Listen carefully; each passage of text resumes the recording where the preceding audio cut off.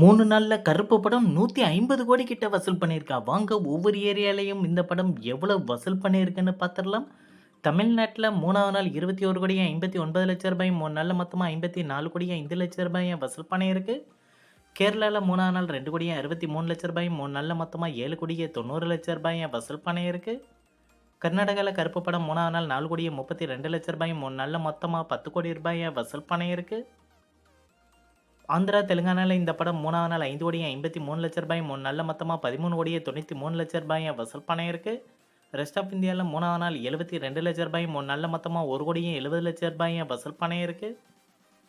ஓவராலா இந்தியால மட்டும் 3வது நாள் ரூ. 34,79,00,000 3 நாள்ல மொத்தமா ரூ. 87,58,00,000 வசூல் பண்ணியிருக்கு. ஓவர்சீஸ்ல 3வது நாள் ரூ. 18,22,00,000 3 நாள்ல மொத்தமா ரூ. 44,32,00,000 வசூல் பண்ணியிருக்கு.